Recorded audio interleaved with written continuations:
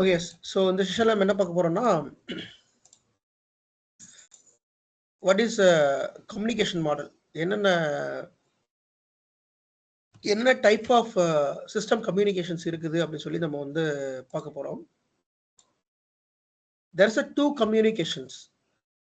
Windows சர்வரை பொறுத்த வரைக்கும் there's a two communications. ஒன்று வந்து ஒரு குரூப் மாடல், இன்னொன்று வந்து டொமைன் குரூப் மாடல். ஒரு குரூப்னா என்ன, டொமைன் குரூப்னா என்ன அப்படிங்கிறத நம்ம வந்து இதில் பார்க்கலாம். ஸோ இது ரொம்ப பேசிக்கான ஒரு விண்டோஸ், இது ரொம்ப ரொம்ப பேசிக்கான ஒரு விண்டோஸ் இது. இப்போ என்கிட்ட ஒரு கம்பெனி இருக்குது.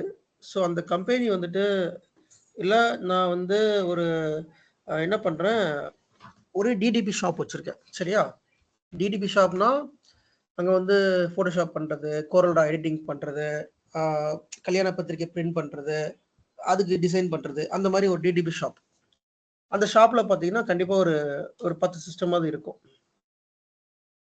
ஓகேங்களா,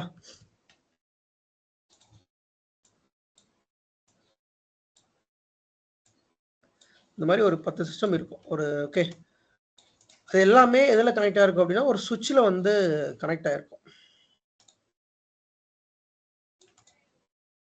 ஸோ ஒரு சுவிட்சில் கனெக்ட் ஆகிருக்கும். தென் எல்லாத்துக்கும் கம்யூனிகேஷன் வந்து போகும்.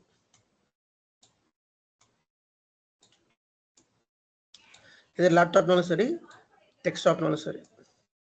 ஸோ இப்போ நம்ம பார்த்துக்கிட்டு இருக்குது வாட் இஸ் ஒரு குரூப். ஒரு குரூப்னா என்ன அப்படிங்கிறத இப்போ நம்ம வந்து பார்க்குறோம்.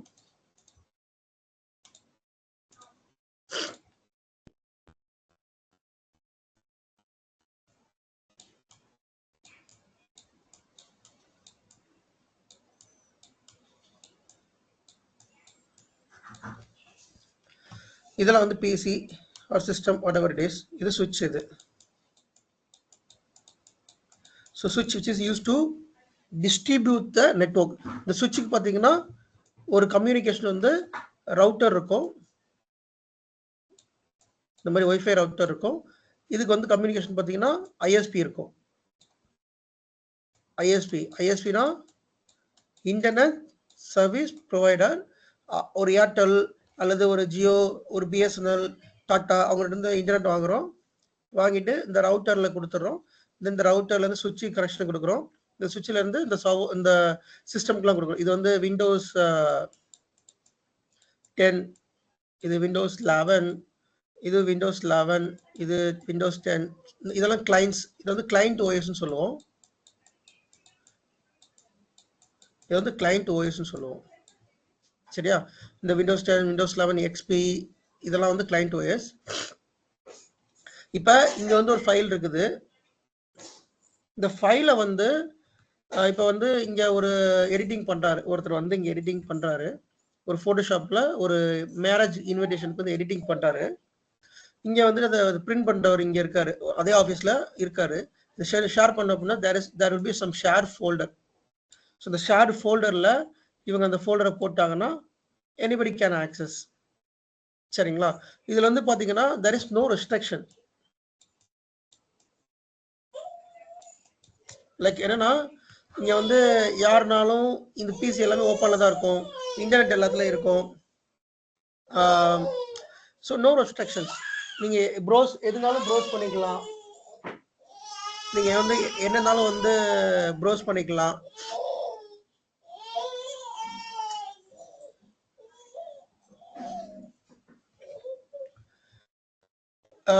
உங்களை மானிட்டர் பண்ணுறதுக்கு எதுவுமே கிடையாது. நீங்கள் ஒர்க் பண்ணுறீங்களா பார்க்க எதுவுமே கிடையாது. So there is no license. இந்த மாதிரி ஓப்பனில் இருக்கும். this is called ஒரு குரூப் மாடல். இந்த ஒரு குரூப் மாடலில் there is no administrator.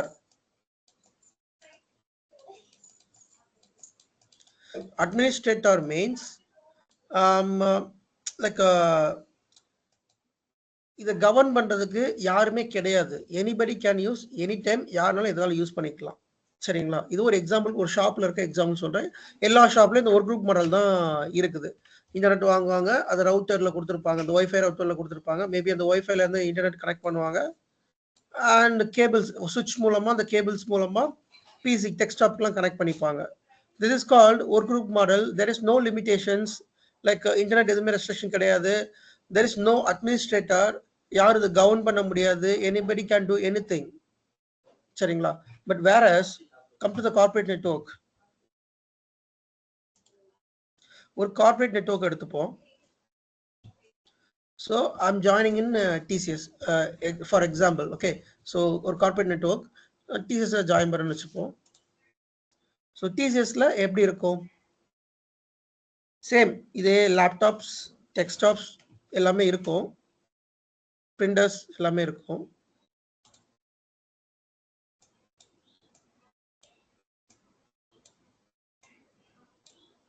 So இந்த மாதிரி இருக்கும்.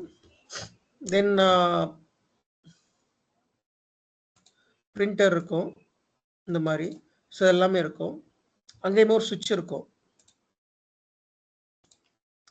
there will be switch இருக்கும். அங்கேயுமே ISP இருக்கும். So there will be ISP. So, ISP means internet service provider. So ISP இருக்கு அப்படின்னா இதெல்லாம் சொல்றது டேட்டா சென்டர்ல இருக்கும். இதெல்லாமே டேட்டா சென்டர்ல இருக்கு. நான் சொல்றது எல்லாமே டேட்டா சென்டர்ல இருக்கும்.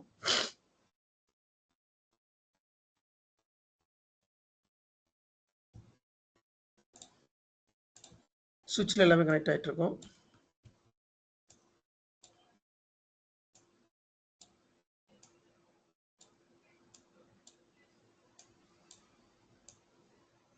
எல்லாமே சுவிட்ச்ல கனெக்ட் ஆயிருக்கும்.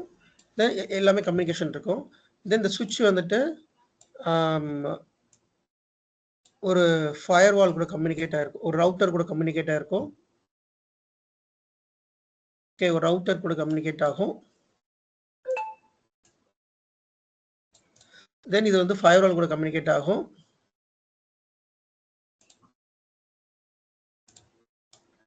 ஒரு ஃபயர் வால் கம்யூனிகேட் ஆகும். தென் ISP. ஓகேங்களா, இதுதான் வந்து கம்யூனிகேஷன் மாடல். ஒரு ISP, இன்டர்நெட் சர்வீஸ் ப்ரொவைடர், இது ஃபயர் வால், இது ரவுட்டர், இது சுவிட்ச், இதெல்லாம் கிளைண்ட்ஸ் வாங்கலாம். இதை நீங்க வந்து ஆஃபீஸ் செட்டப்ல கூட எடுத்துக்கோங்க. டேட்டா சென்டர் கூட எடுத்துக்க வேண்டாம், நீங்க ஆஃபீஸ் செட்டப்னு கூட எடுத்துக்கோங்க. உங்க ஆஃபீஸ் போறீங்க, அந்த ஆஃபீஸ்ல சுவிட்ச் இருக்கும். இந்த மாதிரி லேப்டாப்ஸ் கனெக்ட் பண்ணிக்கலாம், டெஸ்க்டாப் கனெக்ட் பண்ணிக்கலாம், எல்லாமே பிரிண்டர்ஸ் கனெக்ட் பண்ணிக்கலாம். பட் இந்த ஆஃபீஸ் யாருனாலும் எதனாலும் யூஸ் பண்ண முடியாது. அப்படி யூஸ் பண்ணா அது பாலிசி வந்து செக்யூரிட்டி பாலிசியில வராது. So there will be one administrator, one controller.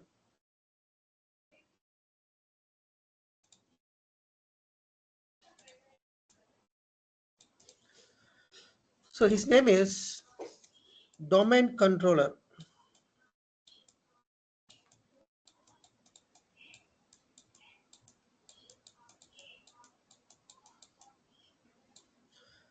So இந்த டொமைன் கண்ட்ரோலரோட வேலை என்ன தெரியுமா? டொமைன் கண்ட்ரோலர் சுவிட்ச் தான் கனெக்ட் ஆயிருக்கும். ஸோ வேலை இவங்க எல்லாத்தையும் கவர்ன் பண்றது. இந்த லேப்டாப், பிரிண்டர்ஸ், இந்த பிசி சிஸ்டம் சொல்றேன், சிஸ்டம் இது எல்லாமே கவர்ன் பண்றது யாரு அப்படின்னா இந்த டொமைன் கண்ட்ரோலர். இப்ப நீங்க டிசிஎஸ் ஜாயின் பண்ணிட்டீங்க. உதாரணத்துக்கு his name is Rajesh. Okay, let me take one example from Rajesh. So Rajesh அப்படிங்கிற ஒரு பர்சன் வந்து he will join TCS.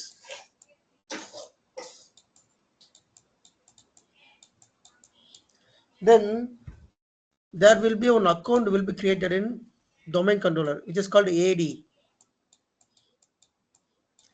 Active Directory.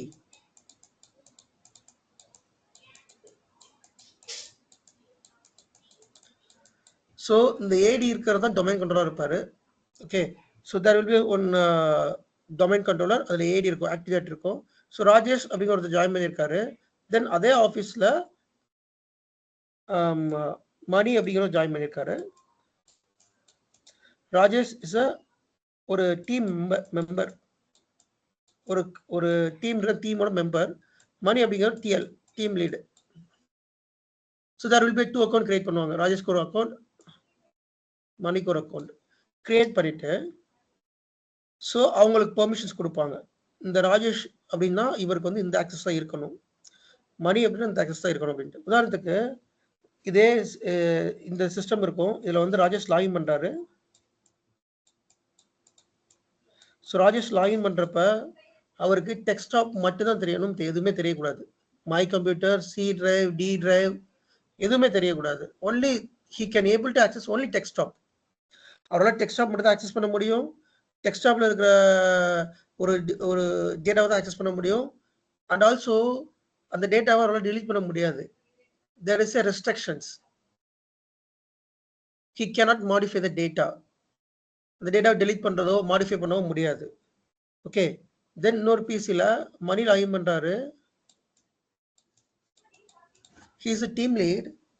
he has a entire access.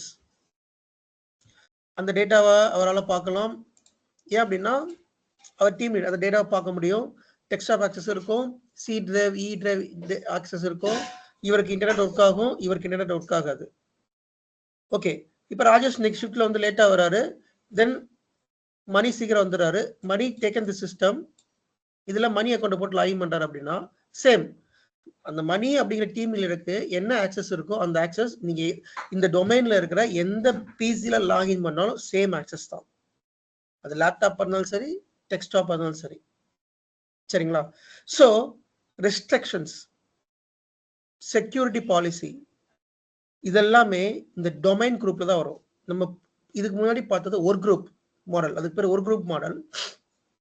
இதுக்கு பேரு டொமைன் குரூப் மாடல்.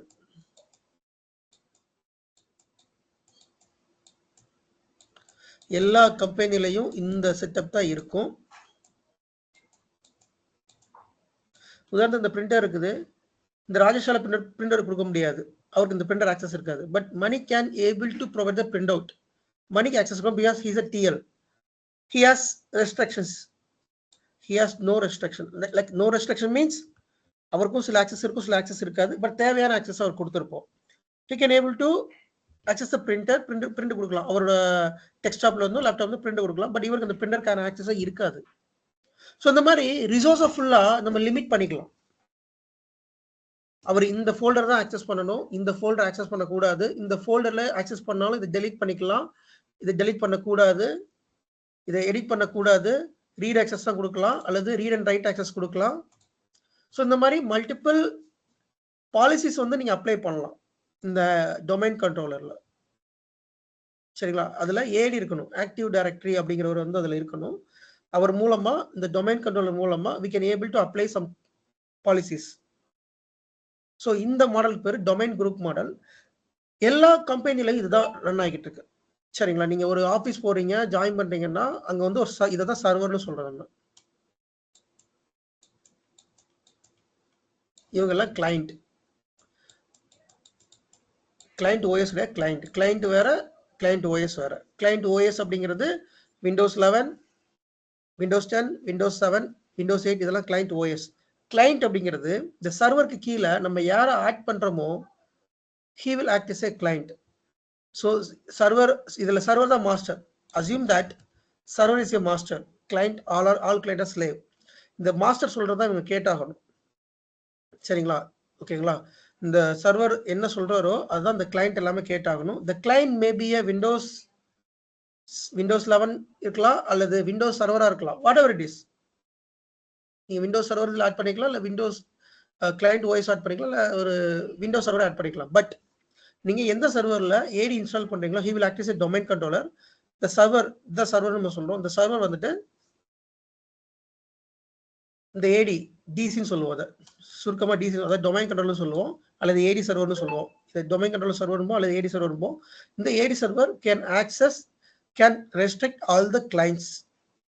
இவருக்கு கீழே யாரெல்லாம் இருக்காங்களோ அவரை ஃபுல்லா ரெஸ்ட்ரிக்ட் பண்ணலாம். சரிங்களா? இதுக்கு பேர் டொமைன் குரூப். இதுதான் எல்லா ஆஃபீஸ்லயும் இந்த மாடல் தான் இருக்கும். நீங்க எந்த ஆஃபீஸ் ஜாயின் பண்ணாலும் இந்த மாடல் இருக்கும். உங்களுக்கு ஈவன் தான் நீங்க ஒர்க் ஃப்ரம் ஹோம் பண்ணாலும் உங்களோட லேப்டாப் வந்து டொமைன்ல ஜாயின் ஆயிருக்கும். அது மூலமா உங்க லேப்டாப்பை ரெஸ்ட்ரிக்ட் பண்ணுவாங்க. உங்க லேப்டாப்ல சில வெப்சைட்ஸ் ஓப்பன் ஆகாது. இப்போ உதாரணத்துக்கு என்னோட ஆஃபீஸ் லேப்டாப் எடுத்துக்கிட்டீங்கன்னா சாட் ஜிபிடில ஓப்பனே ஆகாது. they have restricted the chat GPT. So chat GPT வந்து மோஸ்ட்லி எல்லா ஆஃபீஸ்லயும் பேன் பண்ணிட்டாங்க. ஏன்னா அதுல வந்து டேட்டா வந்து நிறைய லீக் ஆகுது அப்படின்னு சொல்லிட்டு சாட் ஜிபிடி வந்து எல்லா ஆஃபீஸ்லயும் பேன் பண்ணிட்டாங்க. என்னோட ஆஃபீஸ் லேப்டாப்ல சாட் ஜிபிடி வந்து ஒர்க் ஆகாது. ஸோ இந்த மாதிரி ரெஸ்ட்ரிக்ஷன்ஸ் எல்லாமே எது மூலமா அப்ளை பண்ணுவாங்கன்னா அந்த டொமைன் கண்ட்ரோல் மூலமா அப்ளை பண்ணுவாங்க. ஃபர்ஸ்ட் நம்ம டொமைன்ல ஜாயின் பண்ணுவாங்க. நம்ம ஜாயின் பண்ணதுக்கு அப்புறமா we will become a domain client. Sen நம்ம டொமைன்ல நம்ம அந்த சர்வர் சொல்றதா நம்ம கேட்டு தான் ஆகணும். இதுதான் வந்து மாடல். சரிங்களா? இதான் எல்லா ஆஃபீஸ்ல இருக்கும். இதுல டவுட்ஸ் இருக்கா? Any doubt guys?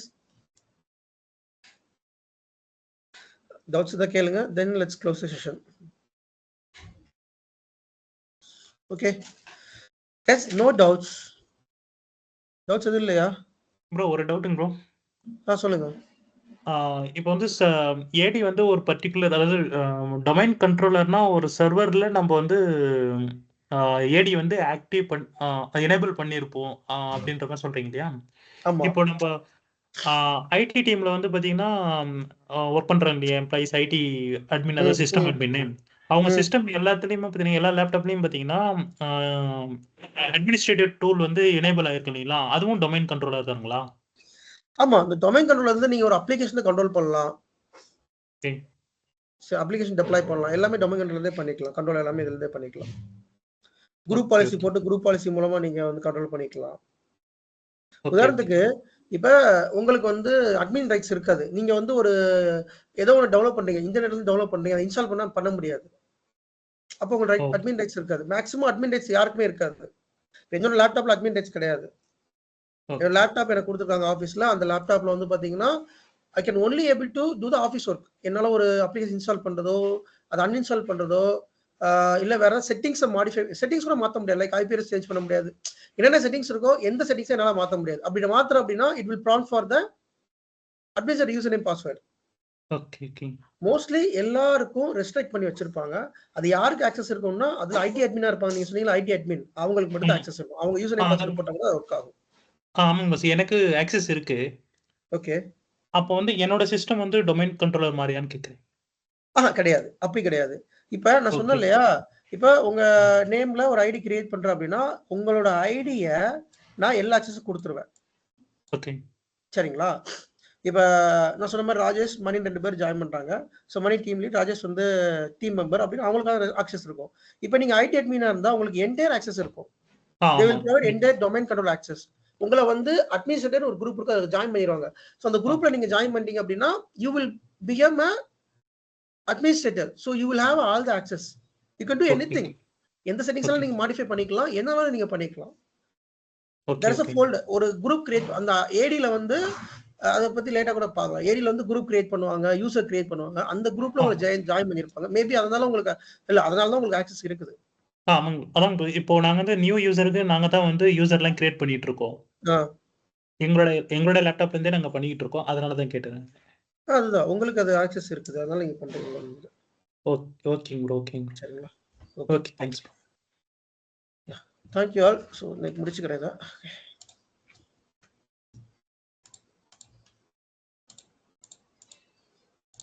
Okay, yes, thank you. So இன்னைக்கு செஷன் இது போதும்.